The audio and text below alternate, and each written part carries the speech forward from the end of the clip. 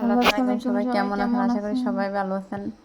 আজকে কি ফাঁকা লেগেছে দেখতেছেন, একটু মশলা বাটি লইলাম, একটু হালকা জিরা বাড়া করে লইলাম, মরিচ মরিচ দিয়ে দিলাম, একসাথে করে লইলাম। মুরগাটা মায়ে লইতেছি, মাকে তেলের মধ্যে ফাঁকা মানে বাজি লইতেছি। আমার ফাঁক হলো তব ফাঁক। আলসিয়া মানুষের ফাঁক কেমন তা তো বালা করিয়ে জানেন। আমি হচ্ছে ফুরে দামের আলসিয়া। আলসির ডরে কোনো কাম করি না, ঠিক মতন ফাঁকাইও না, খাইও না। তবে এখন আজকে মনে থাকছে একটু মাংস ফাঁকাইলে, ছোটো বোনটা ওই মাংস একটু ফাঁকাইলে, মুরগার মাংসটা ফাঁকাইলে একটু মুড়ি টুটি দিই খায়, আলু টালু দিই। এর তো আবার সাইয়ার বার্তাত খানা। তো এর জন্য মুরগার মাংসটা ফাঁকাইলাম, একটু মুরগার মাংসটা বাজি করে সব মশলা একসাথে লইলাম, তেল কয়ে দিয়ে সব কিছু কষা নিলাম।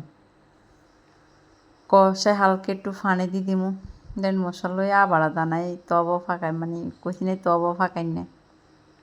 তারপরে একটু খাই খেয়ে কেমন লাগে আপনাদের দাওয়াত রইল। যারা যারা ভিডিওগুলো দেখবেন তাদের জন্য, তাদের দাওয়াত মুরগার মাংস দিয়ে ভাত খাই যাওয়ার লাগে। তো এটার মধ্যে একটু জল দিয়ে দিলাম, জলটা একটু কষানোর পরে জলের ভিতরে আলু মাংস দিয়ে দিলাম। আগে আর মাংসটা দিয়ে দিলাম, এরপর আলু দিয়ে দিলাম। আলু টালু দিয়ে কতক্ষণ কষাইলাম, কষাই মেহমান সান কনে বরিস ওই সান দেখিনি, ওই ফাঁক ঘরে তাইলে মানে খানার লাগে বসে থাকবে। ওর কষাইটার মধ্যে একটু জল টল দিয়ে দিলাম, জল দিয়ে রাখে দিলাম।